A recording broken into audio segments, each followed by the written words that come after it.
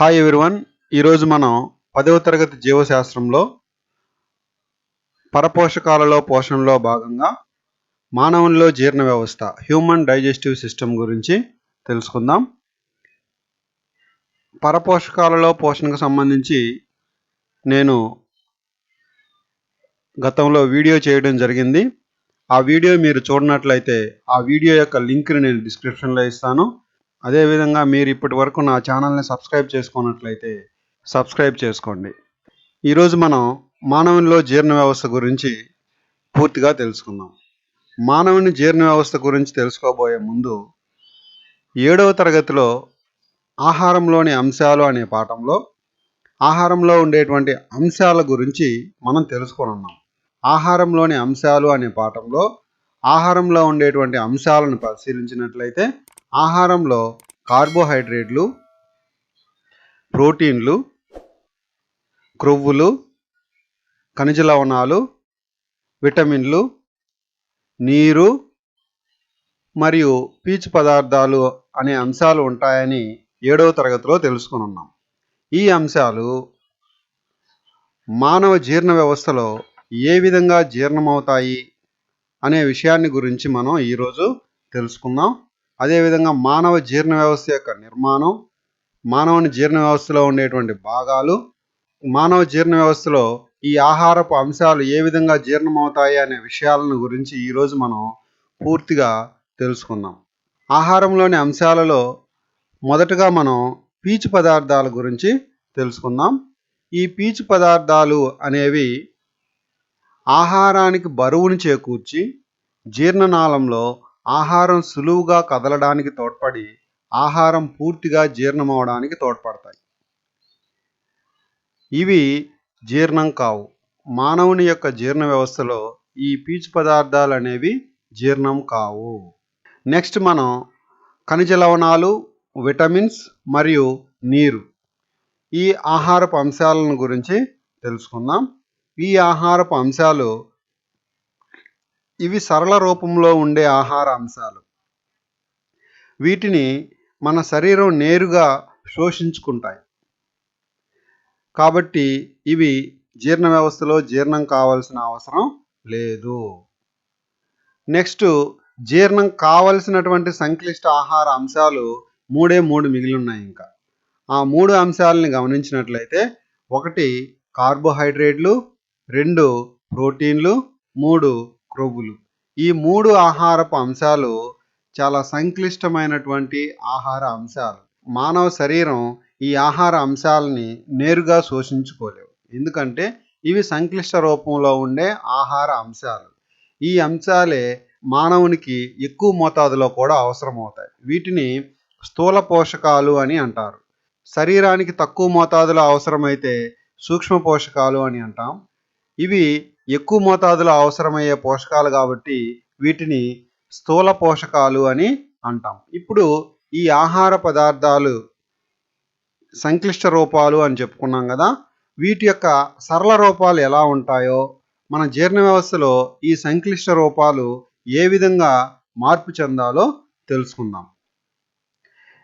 అంటే జీర్ణ వ్యవస్థలో ఏర్పడేటువంటి అంత్య పదార్థాలని మనం గమనిస్తే ఇక్కడ సంక్లిష్ట రూపాలు, అదేవిధంగా సరళ రూపాలు ఉన్నాయి. కార్బోహైడ్రేట్ని చూసినట్లయితే కార్బోహైడ్రేట్ యొక్క సరళ రూపం మాల్టోజ్ చక్కెరలు. ఇవి తర్వాత గ్లూకోజ్గా మారతాయి. తర్వాత ప్రోటీన్స్ యొక్క సరళ రూపం అమైనో ఆమ్లాలు. క్రొవ్వుల యొక్క సరళ రూపం క్రొవ్వు ఆమ్లాలు మరియు గ్లిజరిన్.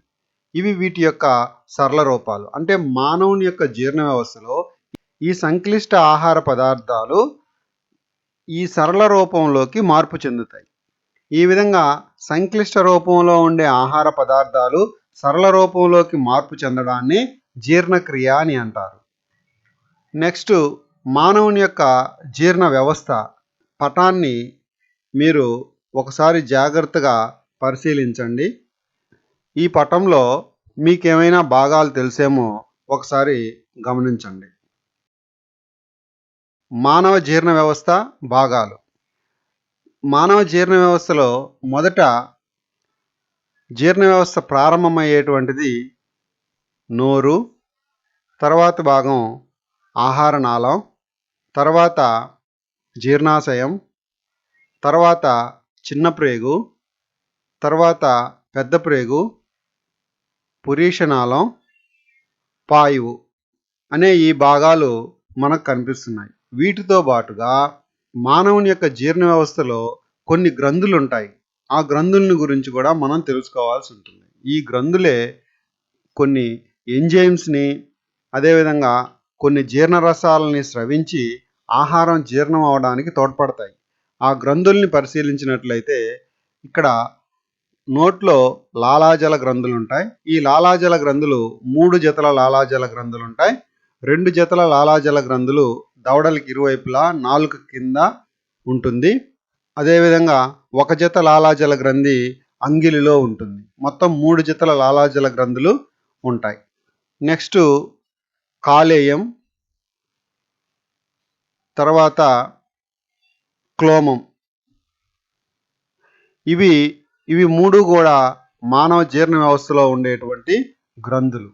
ఈ భాగాలన్నిటినీ మనం తెలుసుకోవాల్సి ఉంటుంది.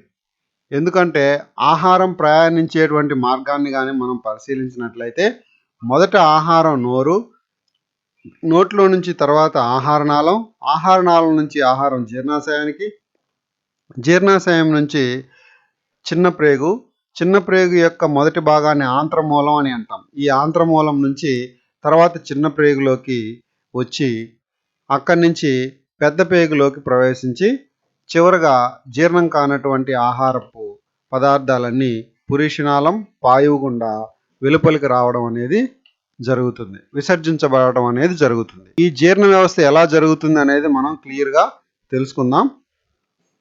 మానవ జీర్ణ వ్యవస్థ పటాన్ని మీరు 1కి 10 సార్లు ప్రాక్టీస్ చేస్తే కానీ ఈ పటం రాదు.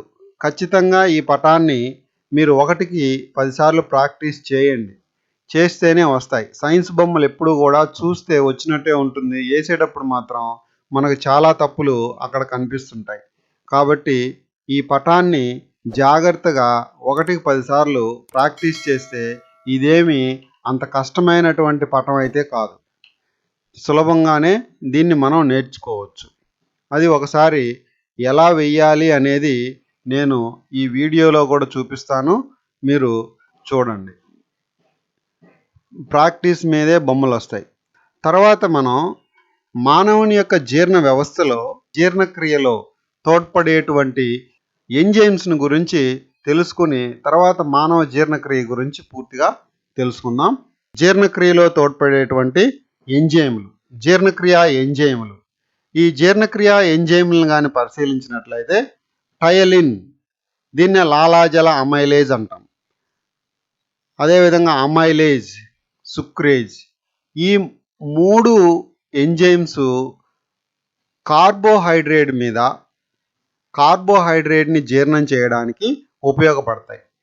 అంటే లాలాజల అమైలేజ్ మరియు అమైలేజ్ అనే ఎంజైము కార్బోహైడ్రేట్లను మాల్టోజులుగా మారిస్తే చెరకులో ఉన్నటువంటి చక్కెరని గ్లూకోజ్గా మార్చడానికి ఈ సుక్రేజ్ అనే ఎంజైమ్ ఉపయోగపడుతుంది. అంటే ఇవి 3 కూడా కార్బోహైడ్రేట్ని సరళ రూపంలోకి మార్చడానికి తోడ్పడేటువంటి ఎంజైమ్స్ అని మనం గుర్తుంచుకోవాల్సి ఉంటుంది.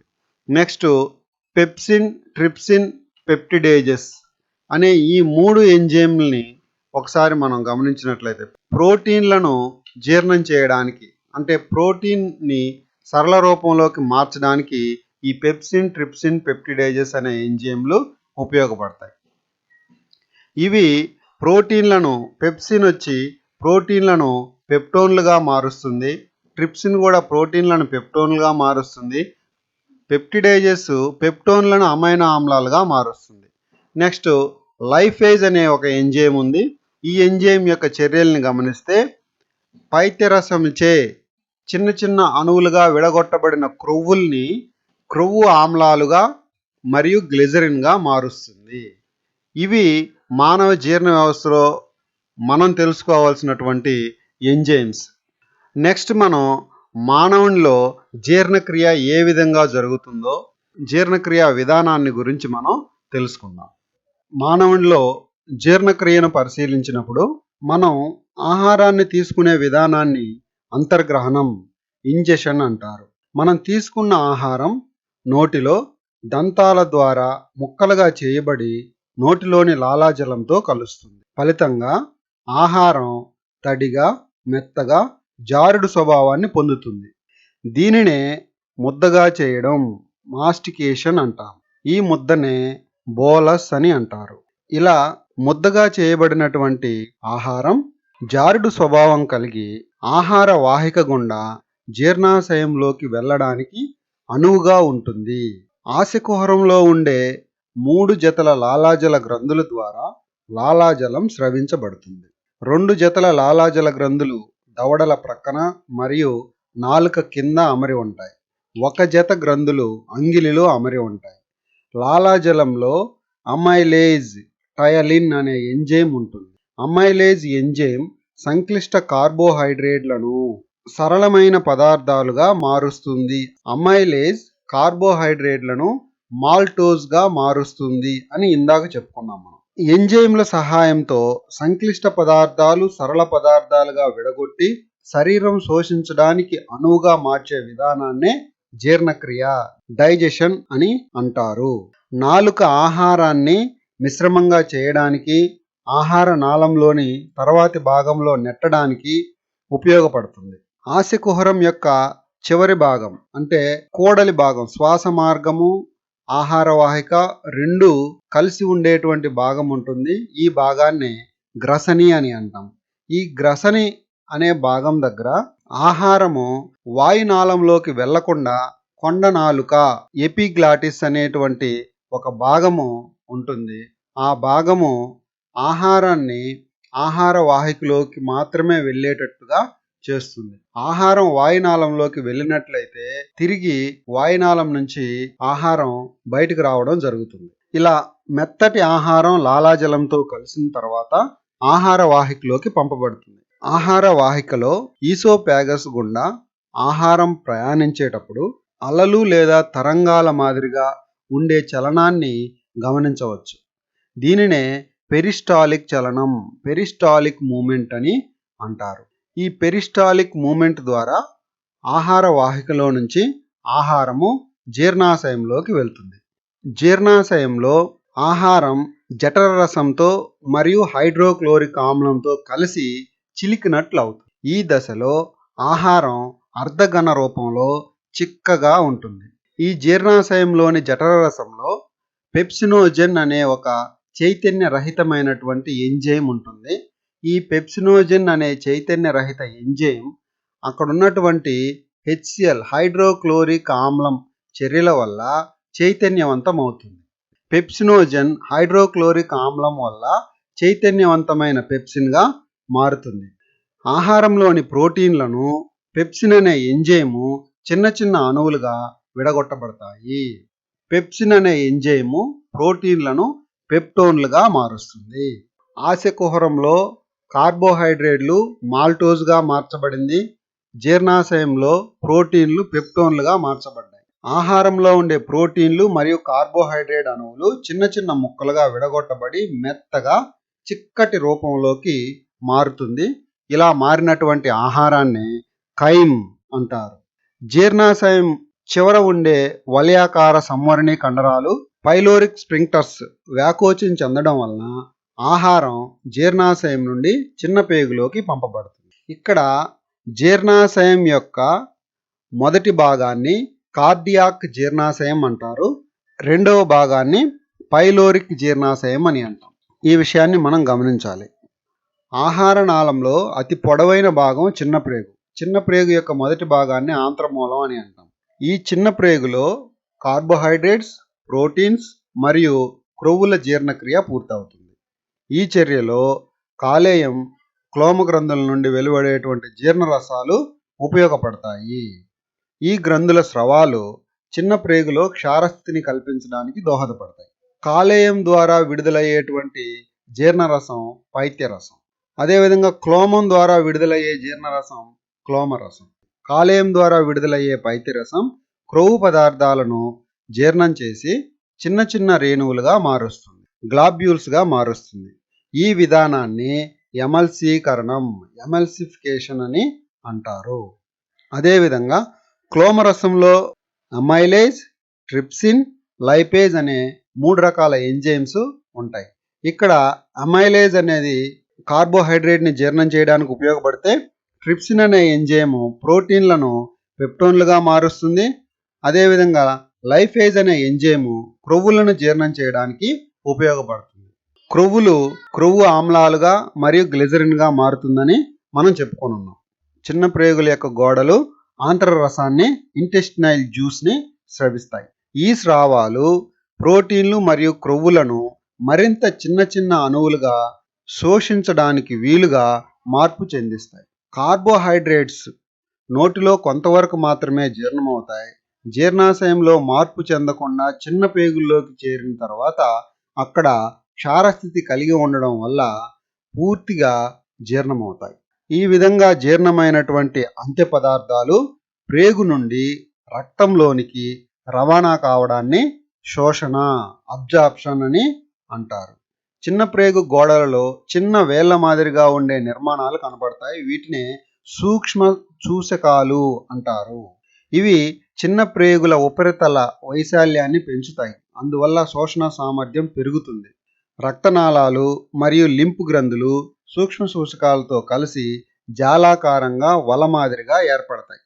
జీర్ణమైన అంత్య పదార్థాలు మొదట సూక్ష్మ సూచకాలలోకి, అక్కడి నుంచి రక్తనాళాలు మరియు లింపు నాళాలలోకి శోషించబడతాయి. అంటే జీర్ణమైన ఆహార పదార్థాన్ని చిన్న ప్రేగుల గోడలు గ్రహిస్తాయన్నమాట.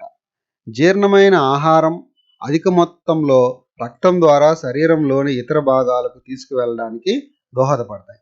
జీర్ణం కాని మిగిలిన ఆహార పదార్థం పెద్ద ప్రేగుల్లోకి పంపబడుతుంది. తర్వాత వ్యర్థ పదార్థాలు పాయువు ద్వారా బయటకు నెట్టబడతాయి. పాయువు ఆహార వాహిక యొక్క చివరి భాగం. పాయువు ద్వారా జీర్ణం కాని వ్యర్థ పదార్థాలని తొలగించడాన్నే మల విసర్జన అని అంటారు. పాయువు ద్వారా విసర్జించబడే మల పదార్థంలో స్వల్ప పరిమాణంలో ఇంకా కొన్ని ప్రోటీన్లు, క్రొవ్వులు, కార్బోహైడ్రేట్లు ఉంటాయి.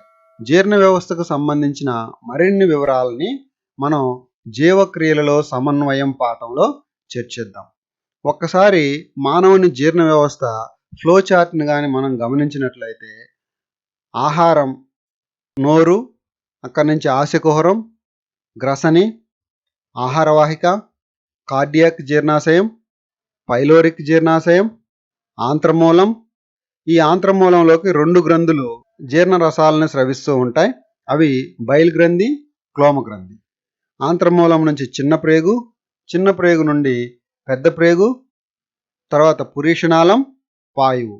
ఈ విధంగా ఆహారము ఒక పద్ధతి ప్రకారము ఈ మార్గం గుండా ప్రయాణించడం అనేది జరుగుతుంది. ఈ ఫ్లో చార్ట్ను కూడా మనం గుర్తుంచుకోవాల్సిన అవసరం ఎంతైనా ఉంది. నెక్స్ట్ క్లాసులో ఆహార వాహికకు సంబంధించినటువంటి ఆరోగ్యకర అంశాలు మరియు పోషకాహార లోపం వ్యాధులు, అదేవిధంగా విటమిన్ల లోపం వల్ల కలిగేటువంటి వ్యాధులను గురించి తెలుసుకుందాం. ఇది ఫ్రెండ్స్ ఇవాల్టి వీడియో. ఈ వీడియో కానీ మీకు నచ్చినట్లయితే లైక్ చేయండి. మరిన్ని అప్డేట్స్ కోసం నా ఛానల్ని సబ్స్క్రైబ్ చేసుకోండి. Thank you for watching.